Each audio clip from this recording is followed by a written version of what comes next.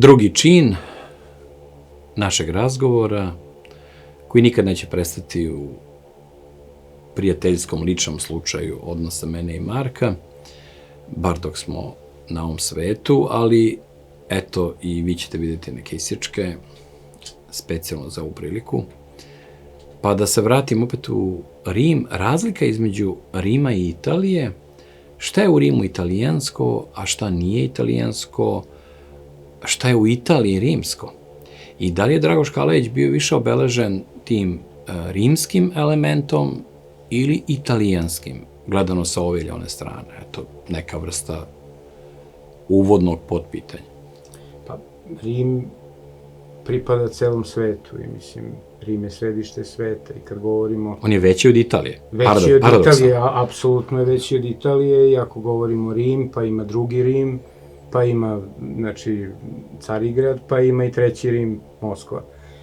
Rim je, da kažem, kao jedna ideja... Mi smo neko predgrađe tog trećeg Rima. Jeba, mi smo, koliko smo dali rimskih careva, 12, 13, ne znam tačan broj, ali ogroman broj smo dali, tako da to i jeste i deo naše civilizacije. Tako je.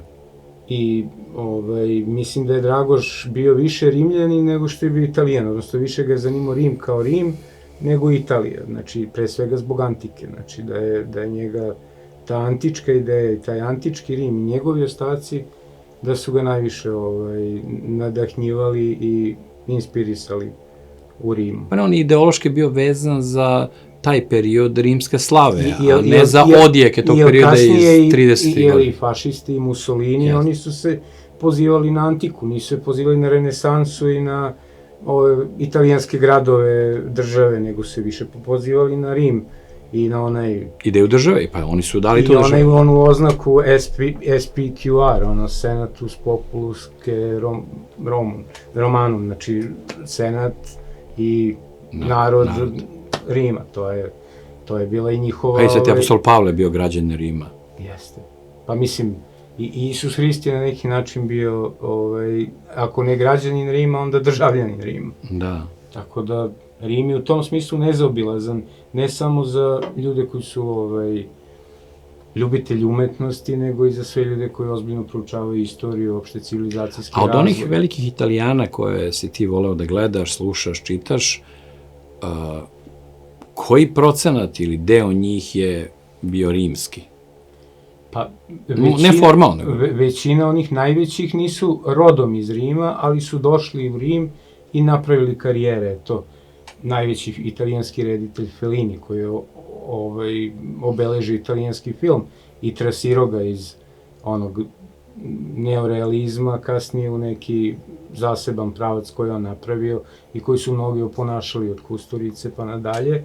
On je došao iz Riminija, ima onaj film čuveni Amarcord, ali je snimio i film o Rimu, znači gde kamer ide Rimom, jedan vrlo ovako zanimljiv film, gotovo eksperimentalni, gde on priča sa časnim sestrama, navijačima Lacija, Rima, italijanskim kurvama, političarima i uopšte istražuje tu ideju Rima, šta Rim čini posebnim. I onaj čuveni njegov film, možda najčuveniji njegov film, La Dolce Vita, to je film koji je Dragoš Kalajić obožavao i o kome je često pričao. I uopšte o toj rimskoj aristokratiji... I sve nas hipnotisao iz Beograda. Jeste, o toj rimskoj preostaloj aristokratiji koja je uzmicala pred tom amerikanizacijom koja je došla i koja je u nekim svojim palatama, u nekim svojim vilama živela neki dekadentni život, sakriveni od ove masovne kulture i turizma i svega. Znači, onaj čuveni kadar kojim se otvara film gde je ona statua Isusa koja leti nad Rimom, koja je ovako potpuno genijalna.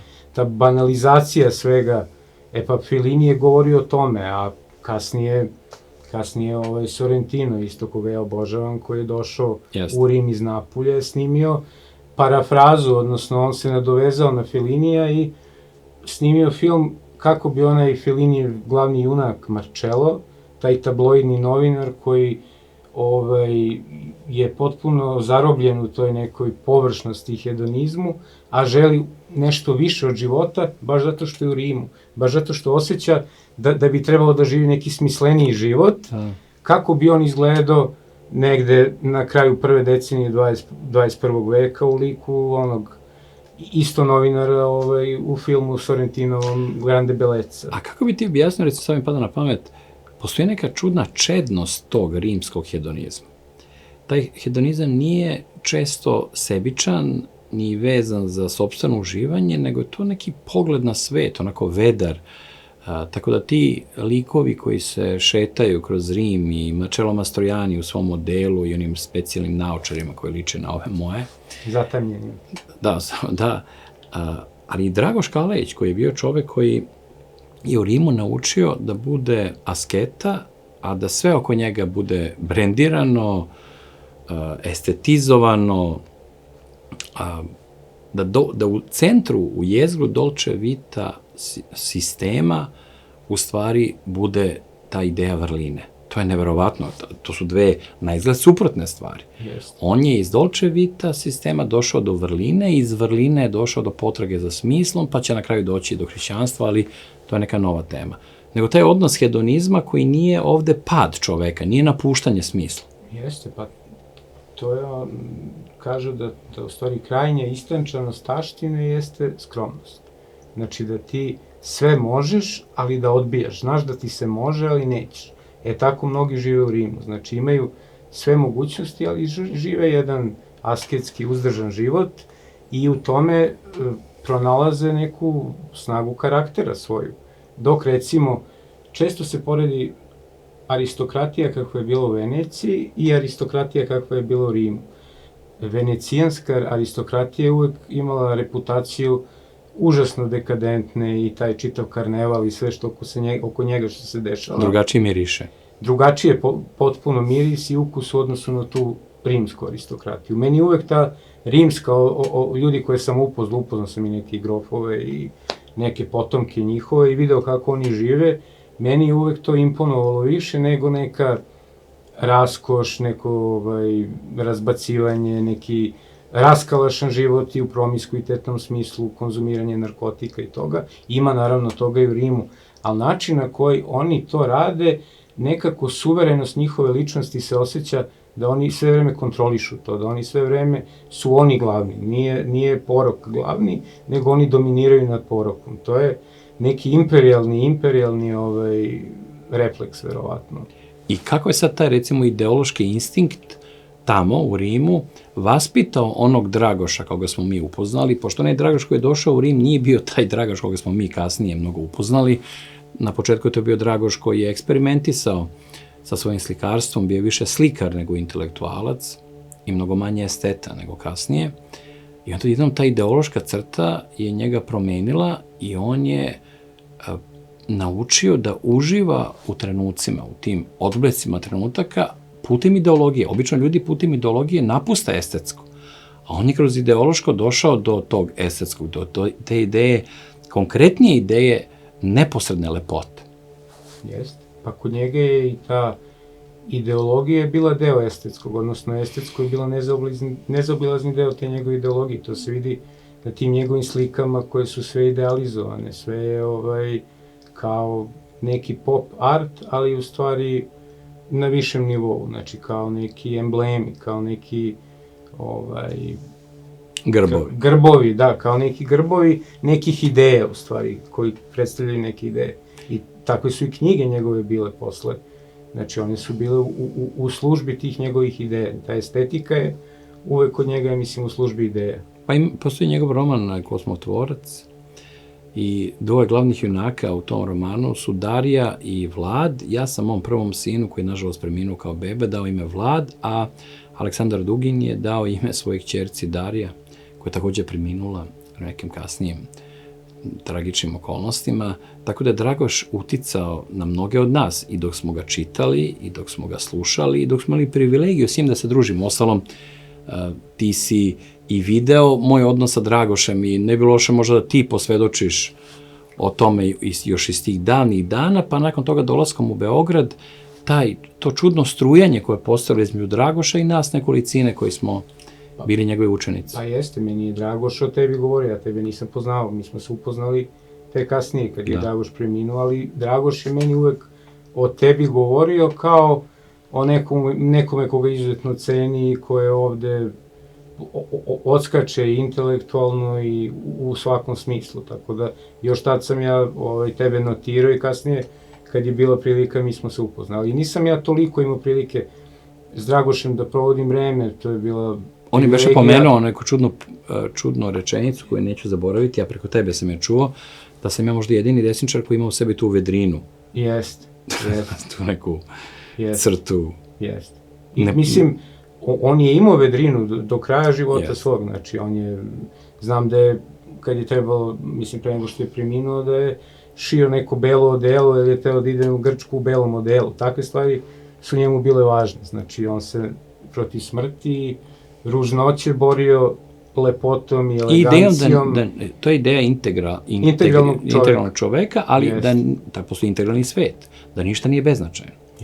Da nije beznačajno ni kako sedimo, ni kako razgovaramo, kako se gledamo. Kako naručimo u restoranu jelo, znači to je... Iako to ume da frustrira ta njegova superiornost. Ali to je, stil života je u stvari kod njega bio vrlo važan, znači život kao stil. Da, čovek stil. Čovek stil, ali ne kao poziranje neko i majmunisanje kao što neki imaju, nego je to autentično bio odraz njegove suštine i svega onoga u šta je on verovao i šta je zastupao u javnosti u krajnjem slučaju. Znači on je bio najbolja reklama za ono što je govorio. Znači, to je vrlo retko.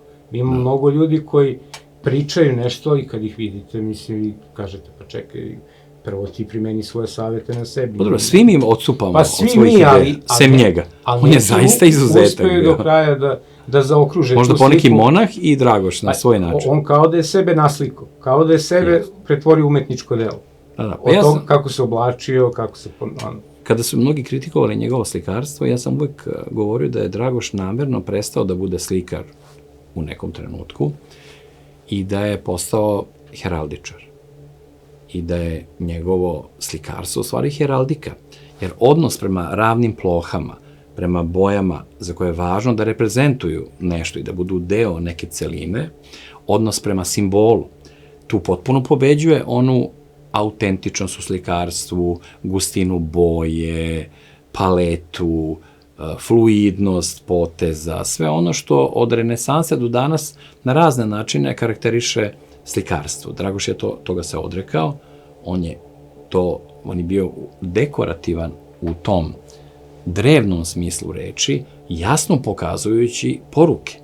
Njemu su bile važne te strele poruka i on je uvek govorio o tome da razmišlja da najbolji među gledaocima njegovih slika i među onima koji će te slike imati na zidu, da su to ljudi koje te slike trebaju da ohrabre, da ih vaspitaju. Zato je on i poklanjao svoje slike, on svoje slike praktično uopšte nije prodao. I njegove slike retki ljudi imaju u svojim domovima, to je velika čast. Mislim, imam i ja jedno da se pohvalim. A kad smo kod Dragoša, kad pređemo na još dve ličnosti koje imaju vezu sa Italijom, a nisu fizički, nego na neki drugi način rođene u Italiji kao i Dragoš, to su Corto Maltese i Dylan Dog. Šta je tu rimsko, italijansko, šta tu postoji i na koji način si ti prošao kroz Corto Maltese da bi došao do Dylan Doga i zbog čega te on na tako dubok način fascinira? Ne, ja sam prvo počeo s Dylan Dogom, još kao dete. I samo ti, to je tvoje iskustvo. Da, nisam ja uopšte Corto Maltese mnogo kasnije, čak nisam ja toliki obožavalac, volim Corto Maltese, ali mi nije. Meni je Dylan Dog bio u Dubrovniku. Pa i generacijski. Pa i generacijski, to je 87. 88. godina kad sam ja kupio prvi strip Dylana Doga u Dubrovniku i nisam mogao da se odvojim. Meni je to bio portal u jedan potpuno novi svet, u jedno potpuno novo iskustvo i doživljaj sveta. I kakav je to svet da nije slučajno su Italijani napravili i Alan Forda i čitav tu seriju raznih strip junaka, završno sa tim tajanstvenim, nedokučivim Dylan Dogom. Jeste, ja sam mnogo razmišljao o tome zašto Tiziano Sclavi koji je napravio Dylan Doga ga nije smestio u Rim ili u Milan. Jer Tiziano Sclavi, autor Dylan Doga, nikada u životu nije bio u Londonu, znači nikad nije otišao, čak ni iz radoznalosti kad je strip postao poznat, njemu nije palo na pamet da sedne u avion i da ode u taj London. Znači on nikada nije otišao u London, ali on i taj London nije teo da bude pravi London, znači taj London njegov je neki pop kulturni London u koji on želeo baš da smesti tog Dylana Doga i da mu da taj lik Ruperta Everetta, onako malo dendija, da mu da tu neku romantičnu crtu i David Lynčovsku tu crtu tog poigravanja, podrehtavanja realnosti.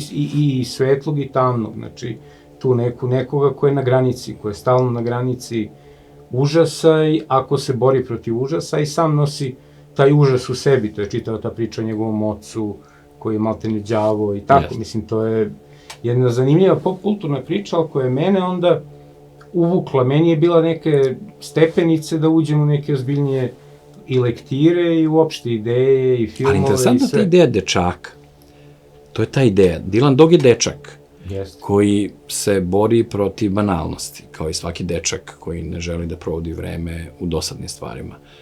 Corto Maltese je dečak, da ne govorimo o Petru Panu, da ne govorimo o...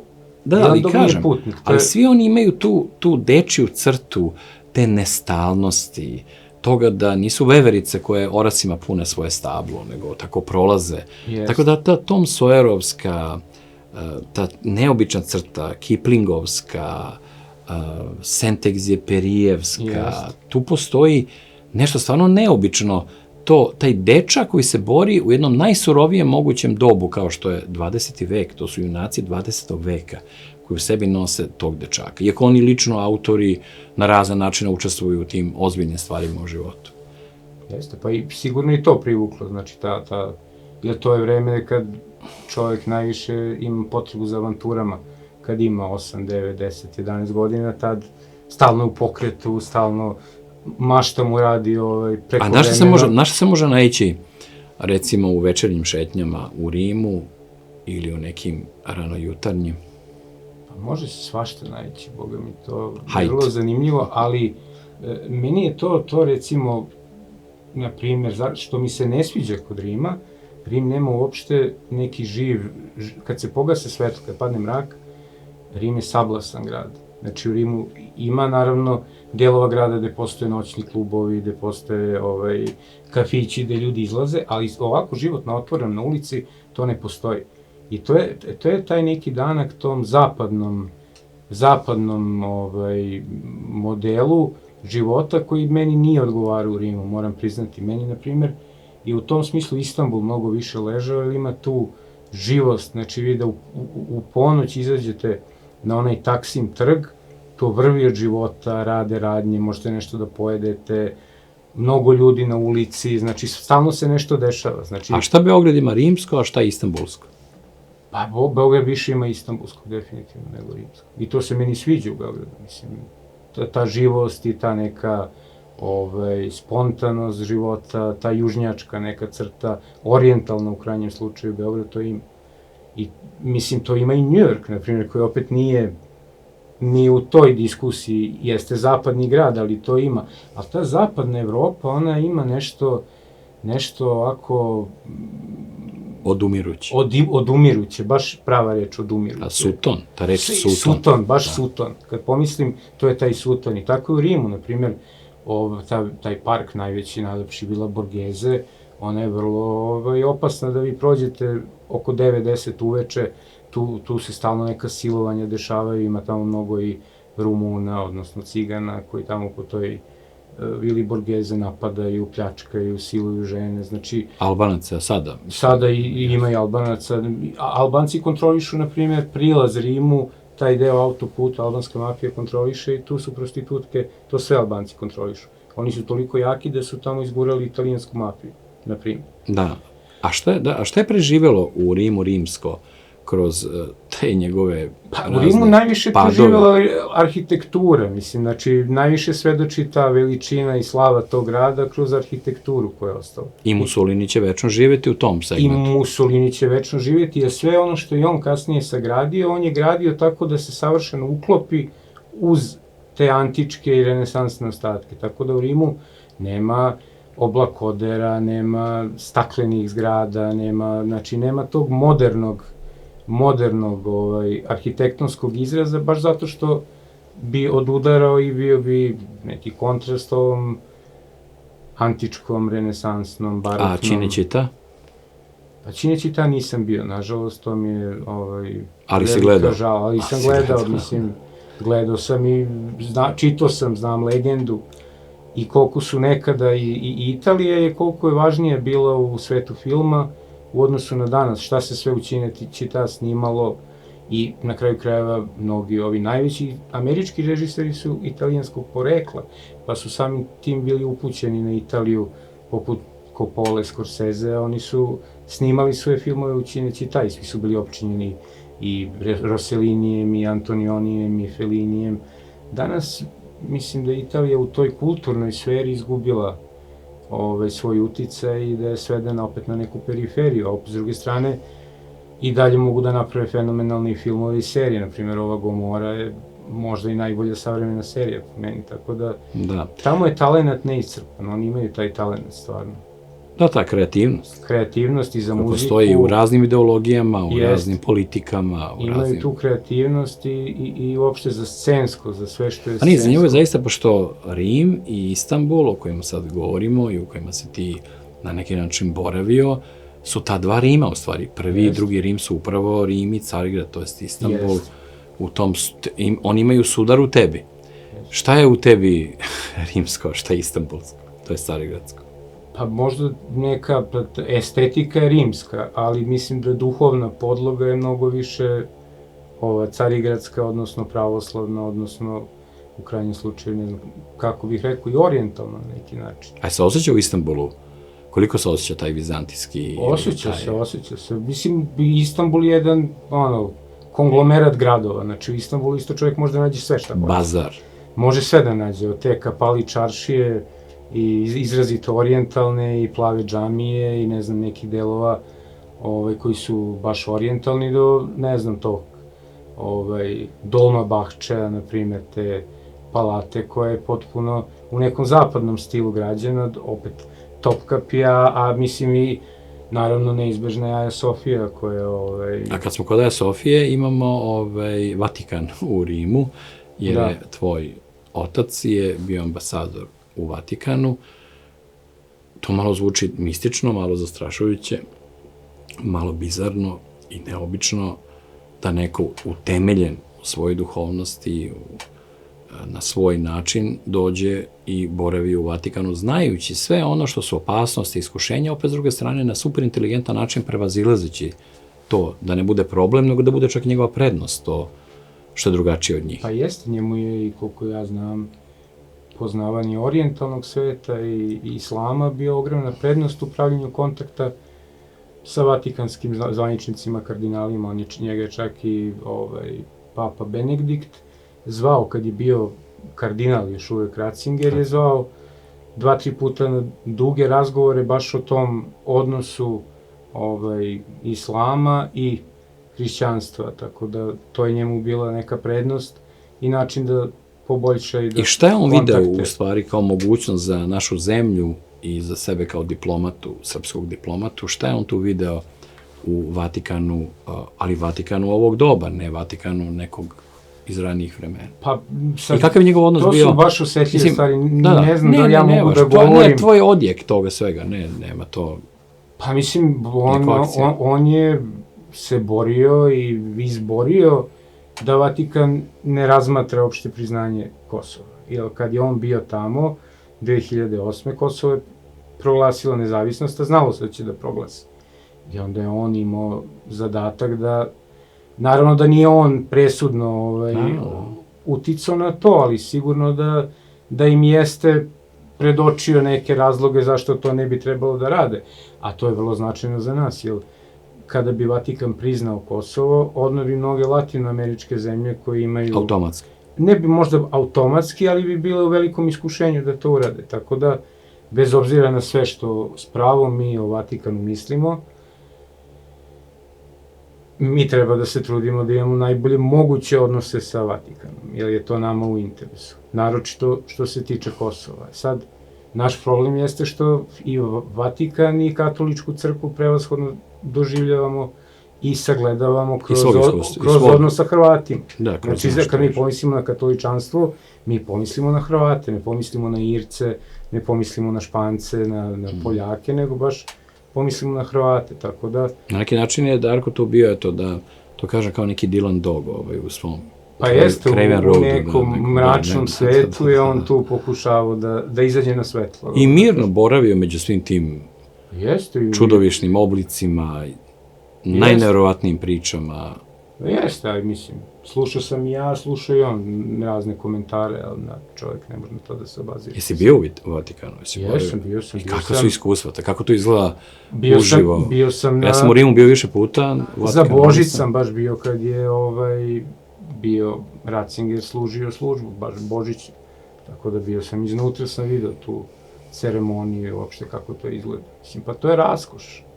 Oni zasenjuju taj narod i uopšte moć, raskoš. Čarobna frula. Čarobna frula, tu ne znam koliko ima duhovnosti, meni nije delovalo naročito. Ima tamo i moštiju velikih svetitelja. Ima, ali nije to u prvom planu. U prvom planu je ta raskoš, zlato, te neverovatne skulpture, znači to čak i smeta nekako, ne znam ko je o tome pisao da prosto čoveku smeta, da čovek kad ulazi u crkvu ne treba toliko da bude... Kao pretrpan stan. Zasenjen lepotom, vi ne možete da se molite kada mi je tu Michelangelova Pieta ili ne znam, mislim to više mesta u muzeju, crkva je za neku drugu vrstu i osjećanja i uopšte kontakta s Bogom, nije... Ali kao neka neobična babuška, znači imaš Vatikan, pa onda okolo toga imaš Rim, pa onda oko toga imaš Italiju, pa onda oko toga imaš tu neku tradicionalnu Evropu,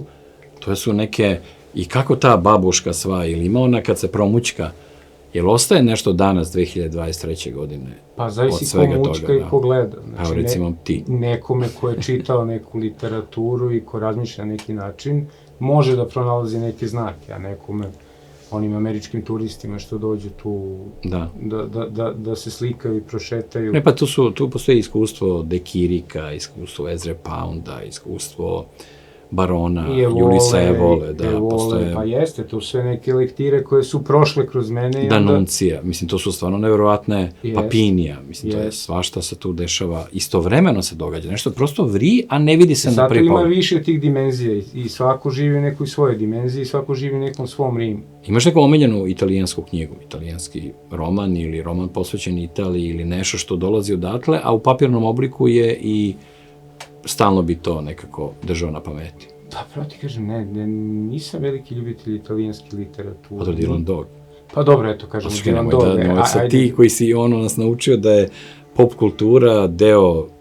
Ako govorimo o literaturi, Moraviju volim, ali nije mi nešto sad da, seče mene, što bi rekli. Ja sam više rekao za francusku literaturu. Dobro, Lampedusa, ima tu, svačega ima tu. Ma imaju oni pisci, i sad savremenih pisaca vrlo zanimljivih, ali nije mi kod njih literatura, mislim, više volim italijanske pesme, na primjer, to mi je muzika njihova mi je fantastična. Recimo? Pa ti, Roberto Murolo, taj čuveni, ta se, u stvari, napolitanska muzika, jako volim napolitansku muziku i uopšte u Italiji, mislim, svi najtalentovaniji ljudi uopšte, od Albana, pa ne znam, do ovoga Sorrentina su uglavnom s juga ili s Napolja, oni odlaze svi severno, neki do Rima, neki do Milana tamo i Torina da bi zaradili, ali u suštini najtalentovaniji ljudi su s juga tamo. A njihov osjećaj za Srbe, postoji li to, posebno zbog ovog te naše neobične uloge suprotstavljenosti onom svetu koji je njih zgazio, pa ih onda prisilio da rade što želi? Pa oni koji su iole malo obrazovani imaju simpatije za Srbe, ali generalno oni nisu onakvi kakvi mi zamišljamo, kako ih zamišljamo iz filmova, da su svi raspevani, da sviraju mandoline, da su svi neki romantici, da svi, dosta su čak i u Rimu. Oni pucaju iz kutije za violončelo. Da, oni su više, poprimili su te zapadne osobine, te hladnoće, uzdržanosti, rezervisanosti, nisu više, promenili su dosta svoj nacionalni karakter, neki koji je postao poznat u odnosu na vreme od pre, ne znam, 30-40 godina. Pa i najmračniji deo kuma je onaj koji se događa u Italiji. Jeste, ali dobro, to je ona surovost, mislim, mafije i sve, ali nije to više čak ni to. To je, kažem, ta neka hladna... Pa tamo i opera, i duhovnost, i Vatikan, sve je pomešano u toj epizodi.